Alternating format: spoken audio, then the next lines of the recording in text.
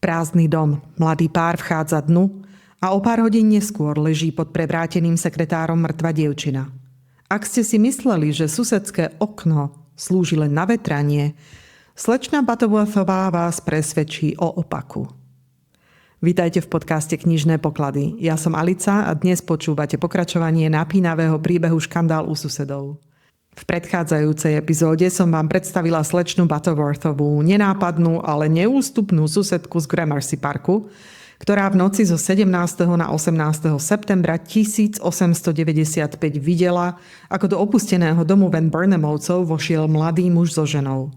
Muž po chvíli odišiel, žena zostala sama.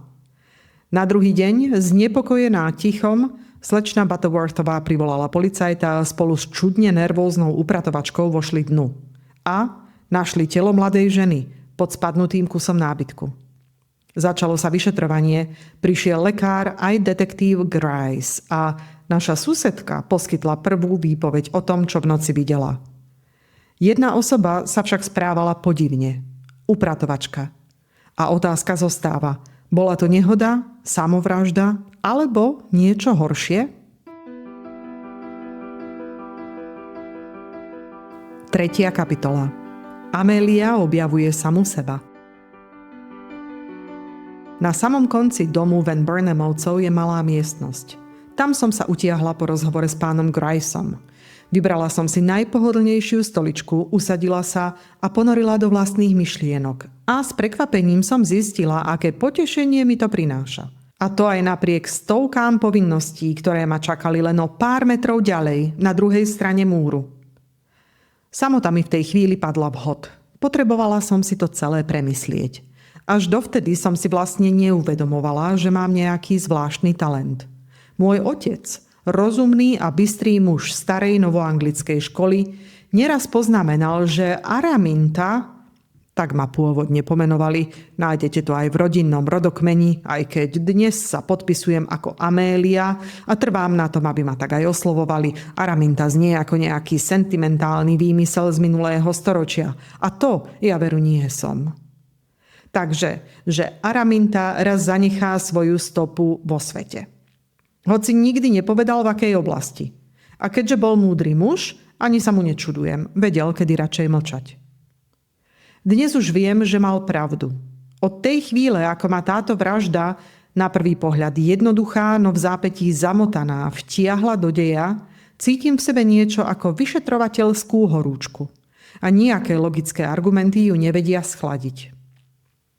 Mala som toho v hlave dosť, aj súkromné záležitosti, ale moje myšlienky stále odbiehali len k tomuto prípadu. Zdalo sa mi, že som si všimla zo pár detailov, z ktorých by sa dalo niečo vyvodiť, a tak som sa zabávala tým, že som si ich poznačila na zadnú stranu jedného sporného účtu z obchodu, ktorý som náhodou našla vo vrecku. Tieto poznámky síce ešte nijako nevysvetľovali, čo sa vlastne stalo, pretože boli založené len na kusých dôkazoch, no môžu byť zaujímavé, aspoň ako ukážka toho, ako mi to vtedy v hlave pracovalo. Rozdelila som ich do 3 bodov. Poprvé, bola smrť tej mladej ženy nešťastnou náhodou? Po druhé, bola to samovražda? A po tretie, bola zavraždená? Pod prvý bod som si napísala: dôvody, prečo si nemyslím, že išlo o nehodu. Poprvé, keby si na seba skriňu stiahla sama, našli by ju s nohami smerujúcimi k stene, kde skriňa stála. Ale jej nohy smerovali k dverám a hlava bola pod skriňou. Po druhé, starostlivé, dokonca až precízne uloženie šiat okolo nôh, čo úplne vylučuje teóriu nehody. Pod druhý bod, dôvod, prečo si nemyslím, že išlo o samovraždu, zaujala by takú polohu len v prípade, že by si ľahla na podlahu zaživa a následne na seba zhodila policu.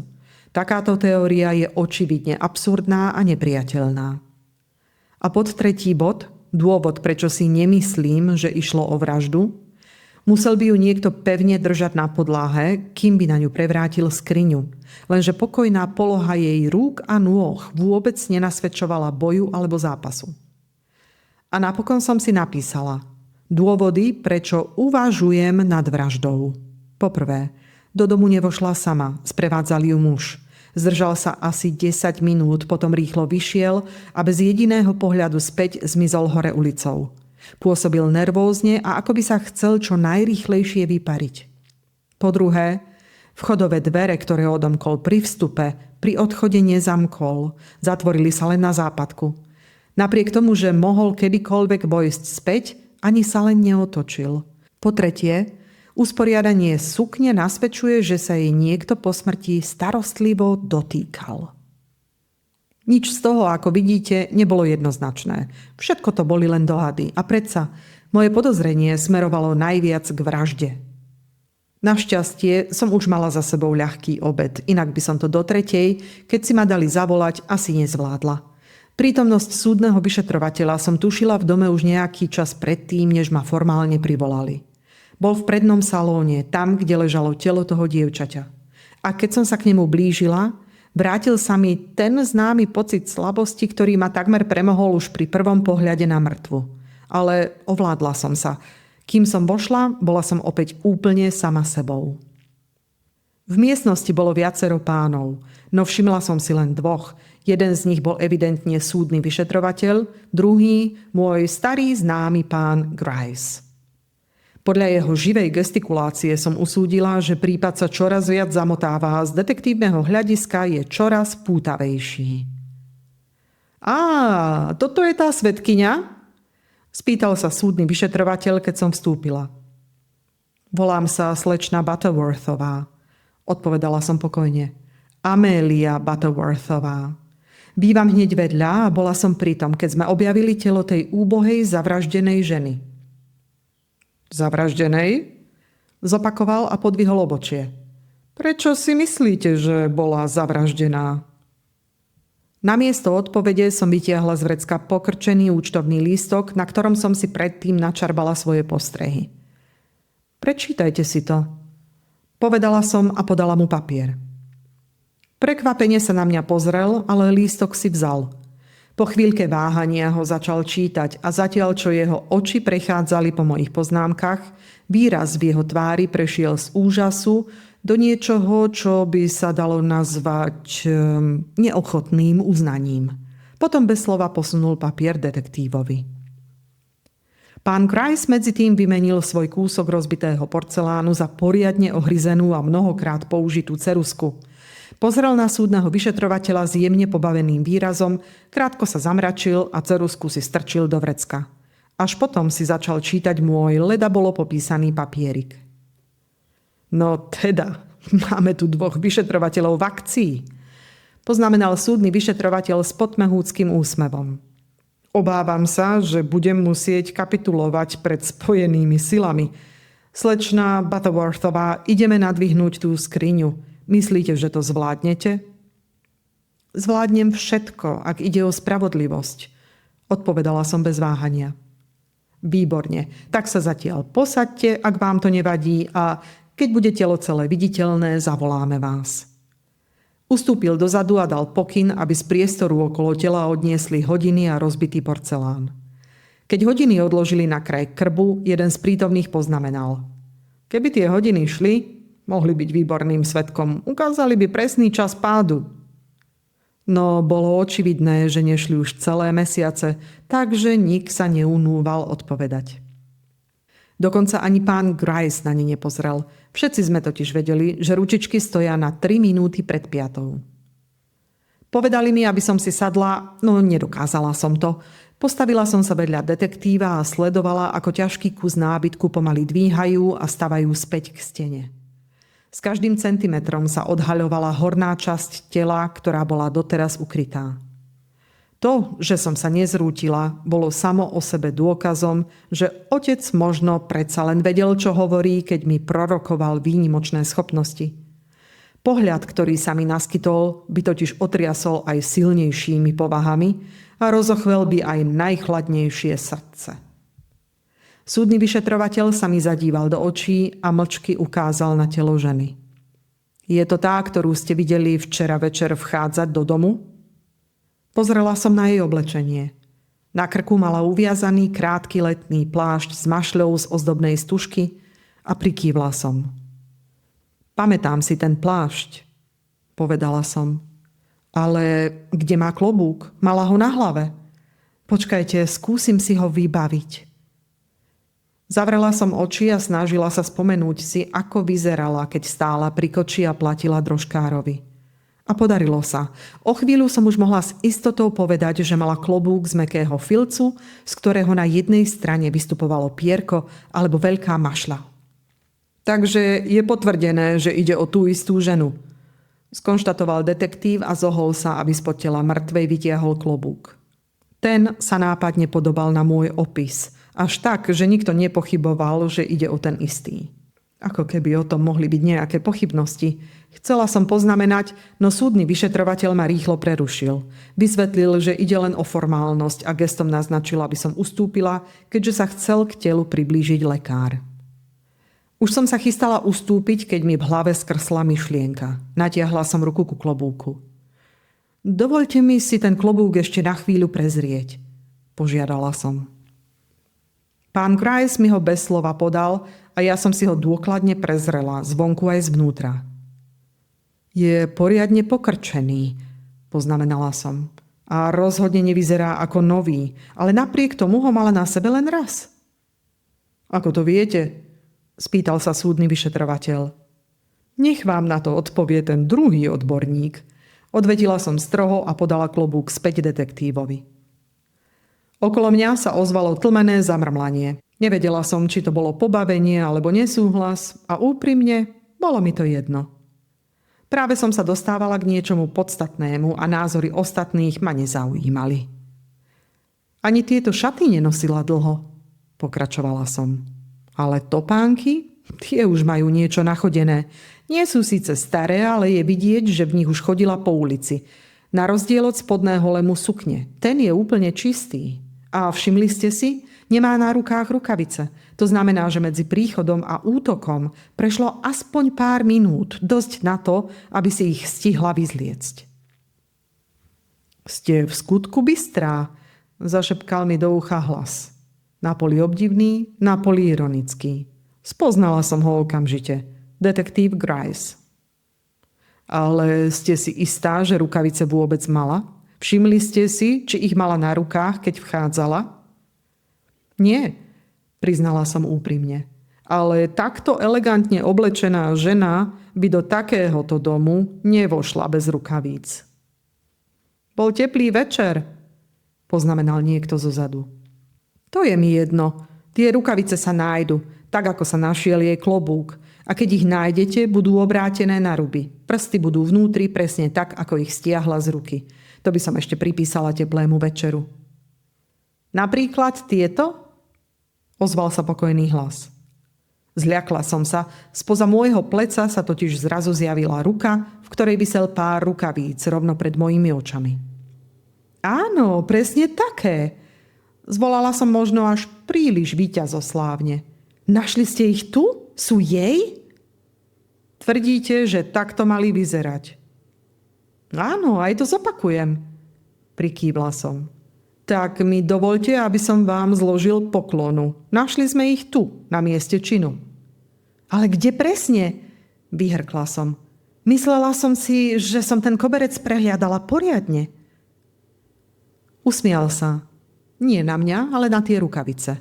A mne prebehlo hlavou, že možno má pocit, že sa tu obrátilo na ruby niečo viac než len rukavice. Automaticky som stisla pery a rozhodla sa, že budem odteraz opatrnejšia. To nie je podstatné, odvetila som.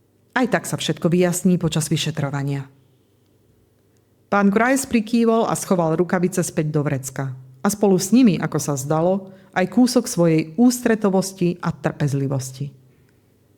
Všetky tieto skutočnosti sme prešli už predtým, než ste sem prišli, poznamenal sucho. O tom som si dovoľovala pochybovať. Lekár, ktorý sa počas celej tejto výmeny slov takmer nepohol, sa teraz zdvihol z kolien pri hlave mŕtvej ženy. Budem potrebovať ešte jedného lekára, oznámil. Môžete niekoho poslať zo svojho úradu, pán vyšetrovateľ? Ustúpila som dozadu, aby som uvoľnila miesto a súdny vyšetrovateľ prešiel okolo mňa. No ešte sa naklonil a povedal. Pojednávanie bude pozajtra u mňa v kancelárii. Rátajte s tým, že vám budeme klásť otázky. Považujem vás za jednu z hlavných svedkýň. Ubezpečila som ho, že sa určite dostavím a na jeho nenápadné gesto som sa stiahla z miestnosti. No dom som ešte neopustila. O zábradlie v prednej hale sa opieral štíhly muž s úzkymi ramenami a drobnou hlavou, no bystrým pohľadom. Len čo ma zbadal, vystrel sa tak rýchlo, že mi bolo hneď jasné. Chce so mnou hovoriť. Zastala som teda a čakala, čo povie. Ste slečna Butterworthová? Spýtal sa. Som. A ja som redaktor denníka New York World. Mohla by ste mi... Prečo prestal hovoriť? Len som sa na ňo pozrela. No stačilo to. A to niečo znamená, keď to umlčí aj novinára z New York World. Samozrejme, nemám problém zopakovať to, čo som povedala aj ostatným. Skočila som mu do reči, pretože nebolo rozumné pohnevať si takého obozretného mladého muža. Keď sa mu tvár rozžiarila, rozpovedala som mu všetko, čo som pokladala za vhodné, aby sa dostalo na verejnosť. Už som sa chcela pobrať, no napadlo mi, že láskavosť si zaslúži láskavosť a tak som sa ešte opýtala, či v tom dome nechajú telo toho dievčaťa cez noc. Odpovedal, že si to nemyslí. Vraj už dávnejšie poslali telegram mladému Van Burnamovi a čakajú len na jeho príchod, aby mohli telo previesť. Myslíte Howarda? Spýtala som sa. To je ten starší? Nie. Tak, to nebude on. Zavolali toho staršieho. Vraj je momentálne v Long Branch. A ako ho tu môžu čakať tak skoro? Lebo je práve v meste. Zdá sa, že starý pán Van Burnham sa má dnes vrátiť na lodi New York a tak prišiel Franklin do New Yorku, aby ho privítal. Pomyslela som si, to ešte len bude veselo.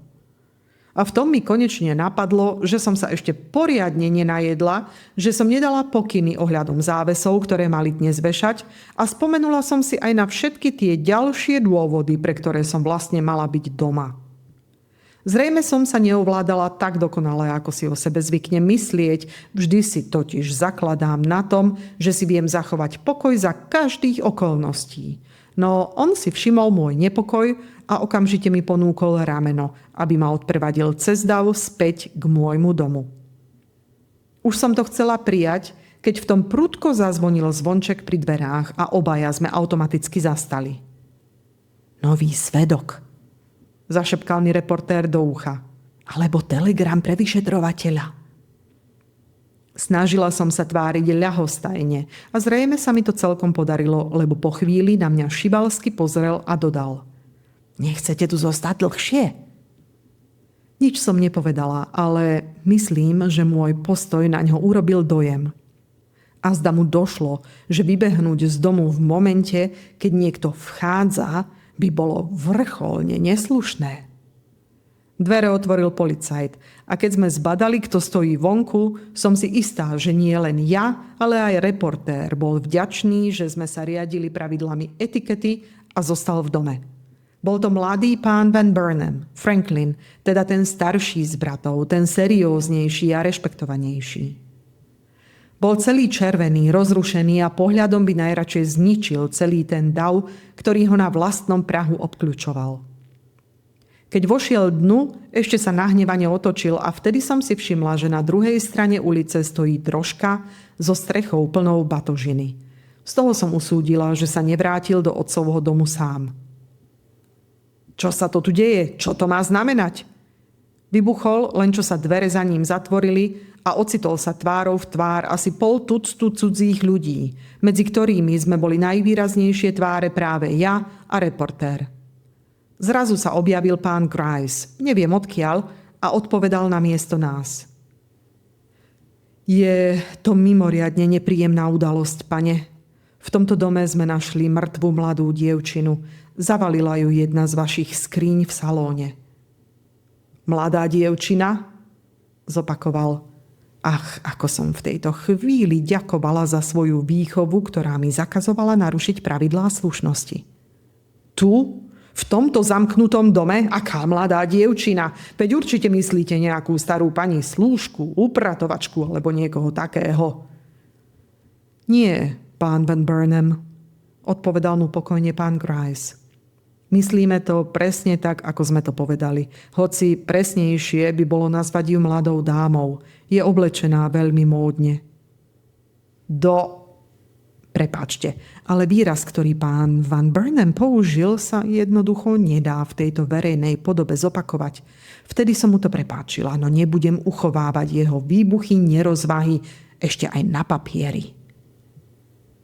Telo je stále na mieste, kde sme ho našli.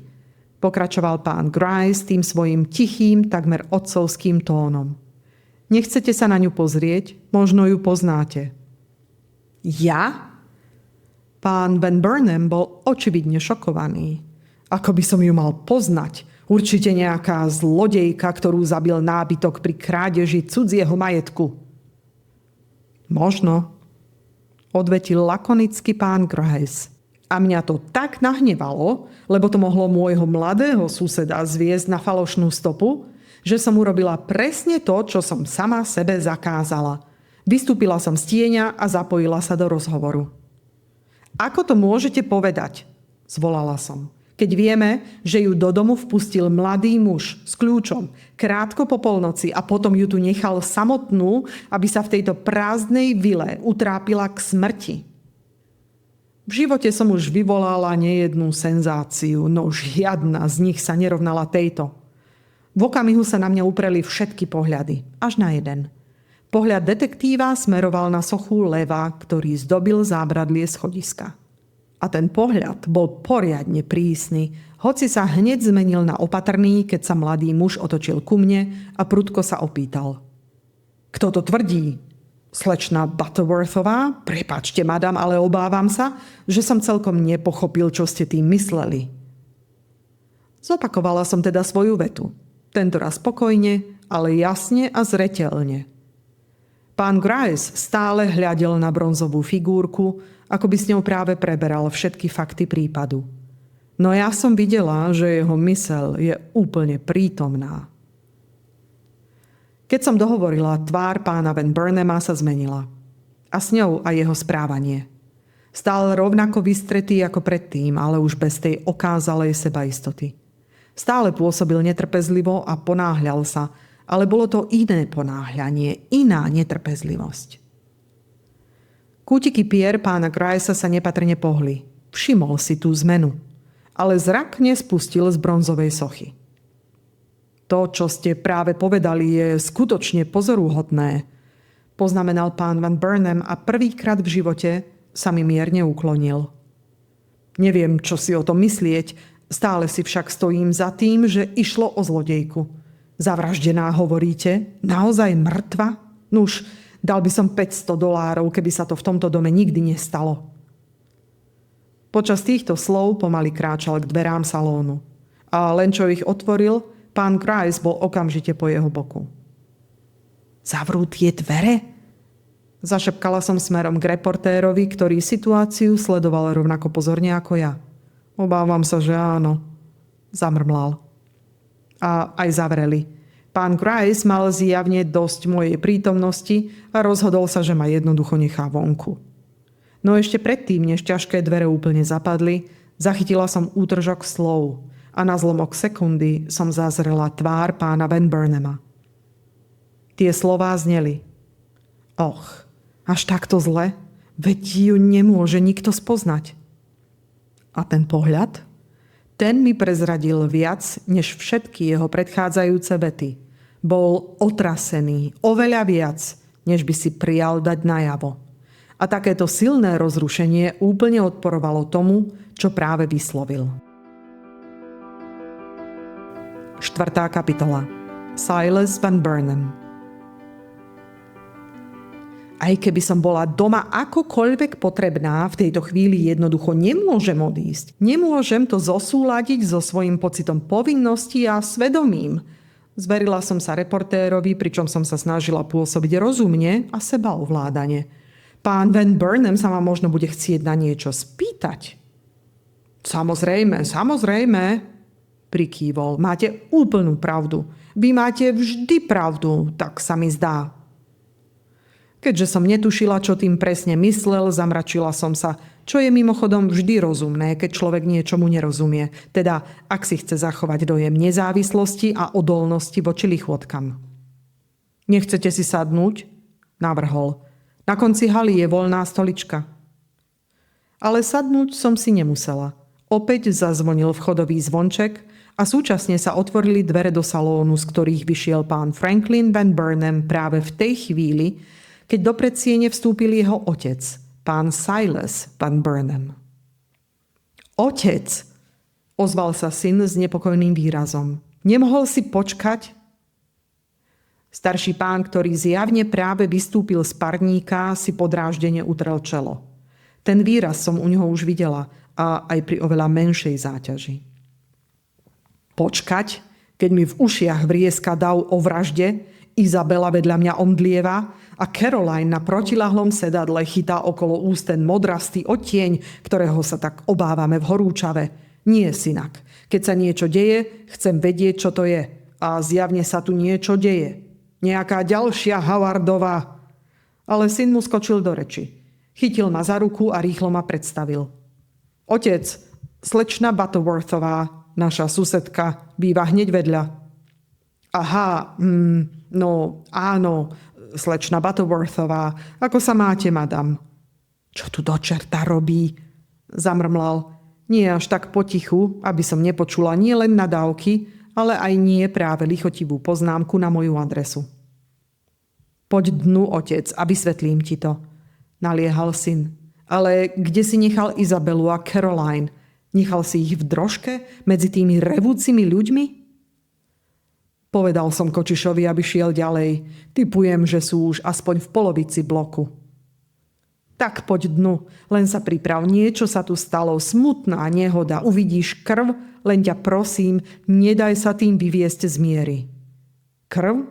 To zvládnem, pokiaľ Howard... Zvyšok vety zanikol v dunivom zvuku zatvárajúcich sa dverí. A teraz si možno myslíte, že som sa mala konečne vytratiť. A mali by ste pravdu. Ale úprimne, odišli by ste vy, keď je predsieň plná ľudí, ktorí tam nepatria? Ak áno, pokojne ma odsúďte. Ale ja som sa rozhodla ešte chvíľu počkať. Hlasy v salóne zneli najprv prudko, no potom postupne stíchli. A keď sa majiteľ domu opäť objavil vo dverách, mal výraz, ktorý bol taký odlišný od toho, s akým vchádzal, ako aj výraz jeho syna po našom rozhovore. Bol úplne pohltený vlastnými myšlienkami, až tak, že si ma vôbec nevšimol, hoci som stála priamo pred ním. Nedovoľ Howardovi prísť, povedal zachrípnutým hlasom synovi. Zdrž ho, kým si nebudeme istí. Som si istá, že ho vtedy Franklin chytil za rameno, lebo otec zrazu zmlkol a začal sa zmetene rozhliadať okolo seba. Och, vykríkol potom nahnevane, to je tá žena, čo videla slečna Butterworthová, otec. Prerušil ho rýchlo syn, zjavne nervózny. Snaž sa nerozprávať, to, čo si videl, by otriaslo aj silnejším človekom. Áno, áno, zahundral starší pán, zrejme pochopil narážku v jeho tóne. Ale kde sú dievčatá? Od strachu tam odpadnú, ak im nič nepovieme. Mysleli si, že sa niečo stalo ich bratovi Howardovi. A ja som si to chvíľu myslel tiež, ale ukázalo sa, že ide len o nejakú tuláčku, nejakú... Zdalo sa, že tento muž nie je predurčený dokončiť jedinú vetu. Tento raz ho prerušil Franklin, ktorý sa opýtal, čo plánuje spraviť s dámami. Bolo predsa jasné, že ich sem nemôže priviesť.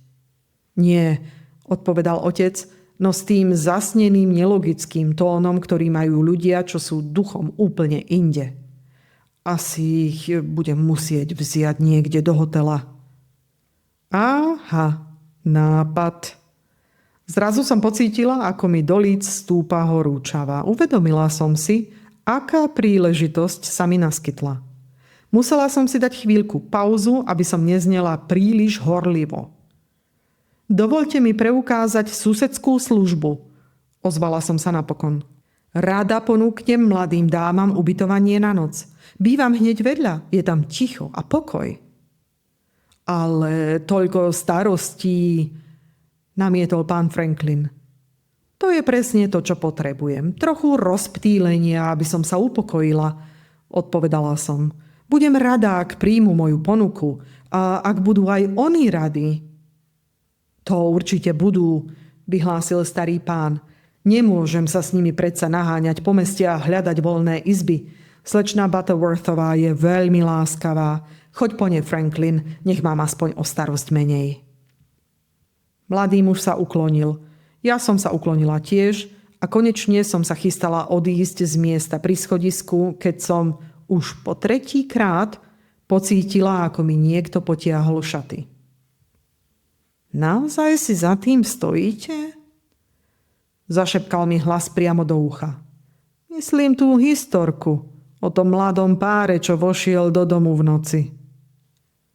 Samozrejme, že si za tým stojím, zašepkala som späť. Hneď som spoznala upratovačku, ktorá sa ku mne priplazila od niekiaľ v polotme. Veď je to pravda. Prečo by som si za tým nemala stáť? Žena sa pri mojom boku rozchichotala tak zvláštne, že sa to ani nedá opísať. Ale v tom smiechu bolo niečo znepokojujúce. Takú ako vy človek nestretne každý deň, zamrmlala. Ani som netušila, že takí ľudia ešte existujú. A s tichým, zvláštne spokojným smiechom, v ktorom bolo viac obdivu, než som si zaslúžila, sa opäť stratila v tme. Jedno bolo isté. Správanie tej ženy v súvislosti s celým prípadom stálo za pozornosť. 5. kapitola.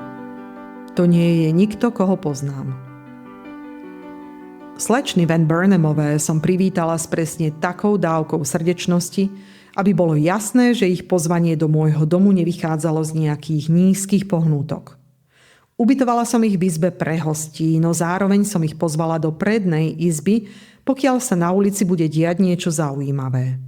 Vedela som, že sa budú chcieť pozerať von, a keďže táto izba má výklenok s 2 oknami, pohodlne sme sa tam zmestili všetky 3. Zo svojho miesta som občas zachytila úryvky ich rozhovoru, čo som považovala za úplne oprávnené. Ak mala mať tá nešťastná mladá žena, čo tak predčasne zomrela, s nimi čosi spoločné, bolo by nešťastím, keby to zostalo utajené. A jedna z nich, konkrétne Izabela, je taká klebetnica. Pán Van Burnham aj so synom sa medzi tým vrátili do vedľajšieho domu a podľa všetkého sa pripravovali na prevoz tela. Dáv dolu na ulici sa vlnil a hundral v neustálom očakávaní, ktoré bolo zas a znova sklamané. Policajti ho na chvíľu rozohnali, len aby sa znova zhromaždil. Práve vtedy som začula niekoľko viet z úst Caroline. Nemôžu nájsť Howarda, inak by tu už dávno bol. Pamätáš sa, keď sme vychádzali z Clarkovho obchodu? Vtedy ju videla Fanny Prestonová. Povedala, že bola pekná. Nie, ja som ju ani Z ulice zaznel výkrik. Nemôžem tomu uveriť, zneli ďalšie slová, ktoré som zachytila. Ale Franklin má z toho strašné obavy. Ticho, lebo tá príšera. Som si istá, že povedala príšera, ale zvyšok prehlušil ďalší hlučný šum z ulice a už som nepočula nič, až kým neprehovorila roztrasená Caroline celá rozrušená. Ak je to ona, otec sa z toho nikdy nespamätá, aby zomrela v našom dome. Ach, tam je Howard! Náhle prerušili rozhovor. Nasledoval dvojhlasný výkrik a nervózny šum, keď obe dievčatá vyskočili, zrejme v snahe upútať bratovú pozornosť alebo ho varovať. Veľa pozornosti som im však nevenovala. Moje oči sa upierali na koč, ktorým prišiel Howard a ktorý musel kvôli sanitke zaparkovanej pred domom zastaviť na druhej strane ulice. Túžila som ho vidieť vystúpiť, aby som posúdila, či jeho postava pripomína muža, ktorého som večer predtým videla prechádzať cez chodník. No nevystúpil. Práve keď mal ruku na kľúčke, objavila sa na susednom schodisku asi 6 mužov, ktorí niesli bremeno a urýchlene ho uložili do sanitky. Howard, keď to zazrel, sa zrútil späť na sedadlo. A keď sa jeho tvár opäť ukázala, bola taká bledá, že pôsobila ako jediná tvár v celej ulici. hoci naokolo stáli desiatky ľudí a zízali na dom, sanitku aj na neho. Franklin Van Burnham zrejme vyšiel von s ostatnými. Len čo sa Howard znova ukázal, videli sme, ako Franklin zbehol po schodoch a snažil sa preraziť davom, aby sa dostal k bratovi. Pán Grice bol úspešnejší. Bez problémov sa predral cez ulicu a o chvíľu sme ho videli stáť pri koči a vymieňať si pár slov s jeho pasažierom.